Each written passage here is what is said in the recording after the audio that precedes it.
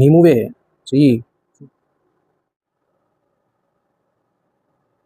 తరలిరాదతనే వసంతం తన దరికి రాని వనాల కోసం. డాడు అసలు క్రియేటివిటీ అంటే ఏంటి? కొత్త కొత్తగా థాట్స్ ఎలా వస్తాయి?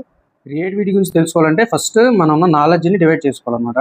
నాలెడ్జ్లో మనకి ఏం తెలుసో అది తెలుసు. ఎగ్జాంపుల్ నీకు తినడం తెలుసు, పడుకోవడం తెలుసు, పరిగెట్టడం తెలుసు, అట్లా. అంటే you know what you no.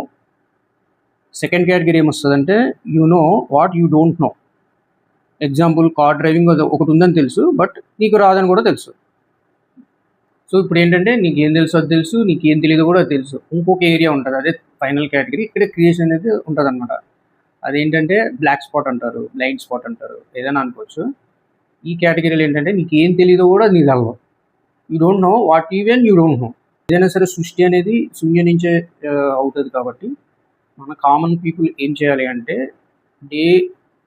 డేలో అట్లీస్ట్ ఒక 4-5 టైమ్స్ 10 టైమ్స్ అయినా సరే శూన్య స్థితికి వెళ్ళాలన్నమాట. మన మనసు ఏమీ థాట్ ప్రాసెస్లోకి వెళ్ళకుండా శూన్య స్థితిలోకి వెళ్తే ఆ క్రియేటివిటీ అనేది ఆటోమేటిక్గా అబ్జర్వ్ అవుతుంది. అందుకే మెడిటేషన్ అనేది జనరల్గా ఉంటే బ్రెయిన్ షార్ప్ అవుతుంది, క్రియేటివిటీ పెరుగుతుంది అని అంటారు కదా. అందుకే మెడిటేషన్ గురించి చెప్తారు. ఆ ఏరియాలో నీకేం తెలీదో కూడా తెలుసుకోలేని స్థితిని క్రియేట్ అవ్వడానికి క్రియేటివిటీ అంటారు.